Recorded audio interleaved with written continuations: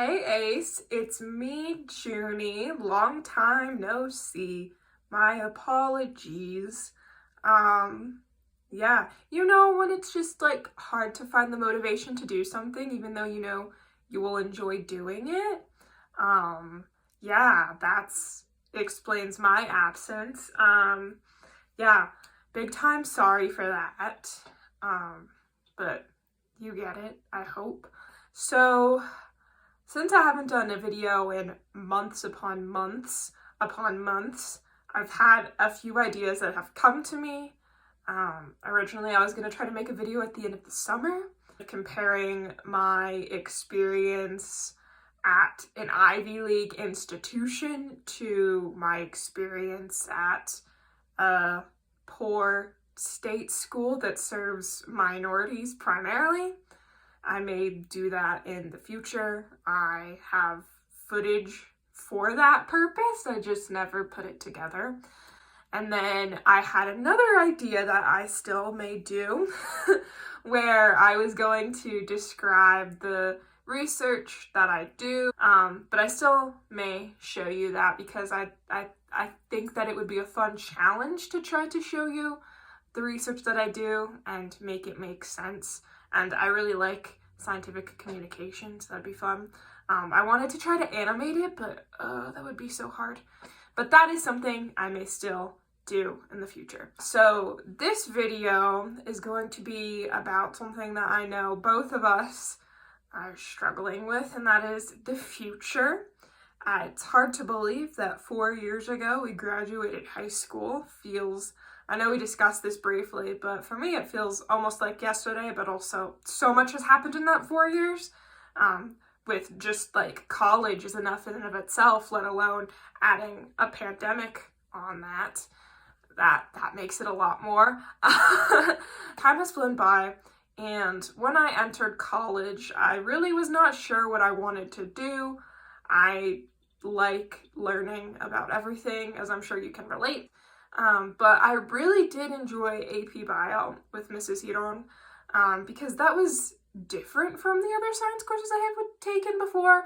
A lot of them were just memorize all of these facts and regurgitate them to me without really ever applying them to anything, whereas AP Bio was a lot of applying what you know, and everything was kind of like a puzzle, and it was challenging, and I really enjoyed that experience. And on the side, that I also enjoy listening to podcasts and reading really boring nonfiction books. And I really got into neuroscience through those avenues. And it was always something that was kind of in the back of my mind of something I might enjoy doing later on. Well, anyways, flash forward, I enter college. My major is undeclared because everything excites me. But I do have that general interest in neuroscience. So I spent a lot of time my first semester of college going through the different degrees that my school offered. I came across the different biology degrees that my school offered. They offered like a regular bio one, a microbiology one, conservation ecology, I think it is called, which also seemed cool. And then the degree I ended up choosing, genetics and biotechnology. And the reason I chose genetics and biotechnology was because out of all of those degrees I just mentioned, it was the only one that required Calc 1 and Calc 2 to get the degree, and I had credit for Calc 1 and Calc 2 thanks to AP Calc BC with Mr. Penn, and I didn't want all of that suffering to go to waste, and so I chose to be a genetics major. And quickly, I fell in love with it. I think genetics are super cool. They literally are the blueprint for every single living organism on Earth. I think we can learn so much from genetics, and we can crack the code to every single living organism on Earth. Yeah, I became a genetics major. I really liked it. I liked my classes, my genetics classes especially. The first genetics class I took was the fall of 2020, so second semester college, and it was an upper division course with a lot of people who were much older than me and about to graduate. But we did like a lot of Punnett Square, and it was a lot about heredity. Heredity. It's called, heredity. But it's about how we inherit things, and we also drew a lot of pedigrees which is super fun because those were also like puzzles, and it had a lot of like math, but not math that was super hard, but it still had a little bit of a challenge to it. And every Wednesday our professor would bring us like freshly baked goods, and oh, I love that class. Shout out to COVID for ruining it. And then the next semester I took molecular genetics, and I learned a lot in that, and I've probably forgotten all of it, but I still have the PowerPoints to everything because genetics, it's super complicated, even though it's also super simple. So I just fell in love with genetics, and I also still had that interest in neuroscience in the back of my mind, and there was this lab at my school that looked really cool, and funnily enough, the professor in charge of the lab was actually married to the professor in charge of the lab that Brett worked in, so I was like, that's kind of a fun connection. And this particular lab studied birds, and I never had an interest in birds beforehand, but parakeets? Come on, that's pretty cool. And so I got accepted into that lab, and I started lab work, and I learned a lot about science through that process. Trust me, science is hard.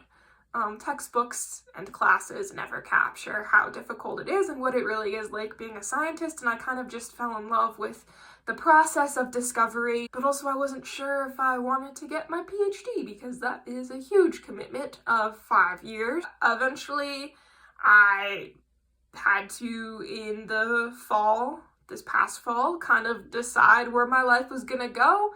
And I had two things in the back of my mind. I could either become a genetic counselor, which is a really cool career, where you get to counsel different people with genetic conditions or couples that are trying to conceive a child and their child might be at risk for having a certain genetic condition. So it's a lot of like explaining science to people in a way that makes sense to them, and also being able to counsel people and really kind of be empathetic towards them, which is something I also enjoy, even though I think you are probably way better at that than me. That's an aspect that I still really like, and you get to have a really good work-life balance. The pay is pretty good, and so that's a job that was really intriguing. Or going and getting my PhD in neuroscience. I ended up deciding to go with getting my PhD in neuroscience because who doesn't like a challenge? Lab work, even though it's stressful and hard, and I know the next 5 years are going to be really difficult, I think I found a great fit with the University of Michigan.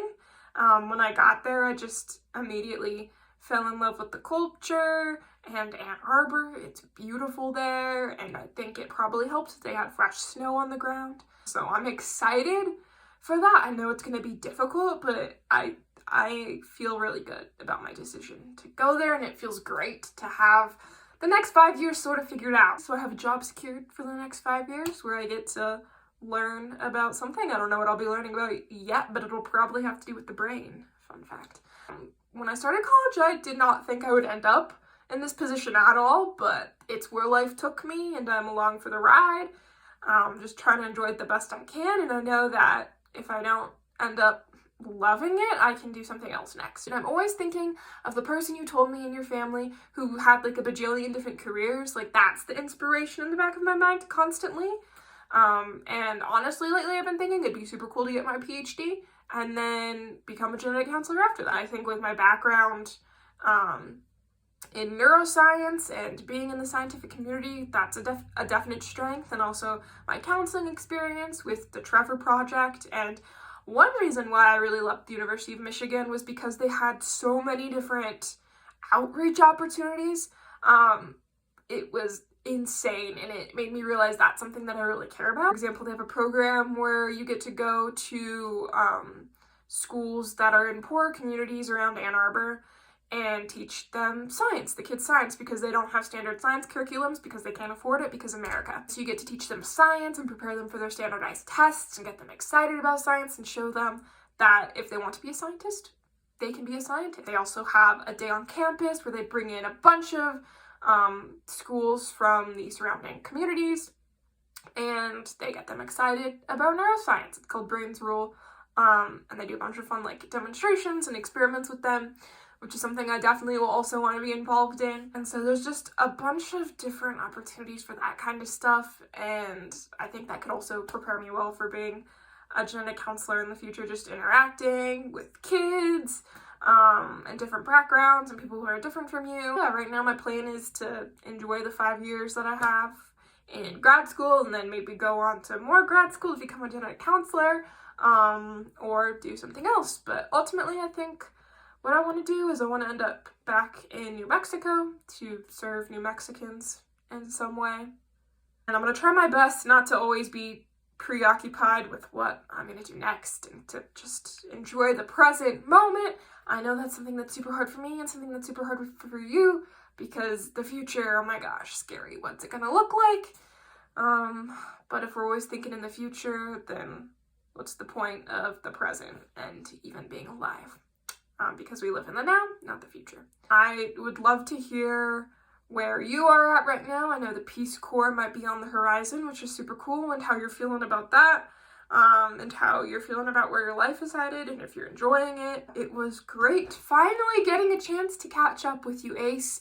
Oh my god, it has been so long, and I am so sorry, but I do have other videos in mind, like I said at the beginning, and hopefully I find the motivation to actually sit down and get them done. But yeah, thank you so much for watching, and I will see you next time, and hopefully next time is not in a bajillion months, but bye. What are they called? I always blank on what they are called, but the little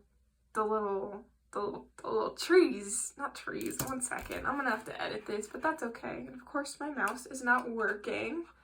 My mouse has like been dying on me. I think it might be dead. Although I don't see a way to add a battery. Oh, there it goes. Okay. It's gonna come to me a little square. Punnett square! It's called a Punnett square. As a genetics major, I should know that.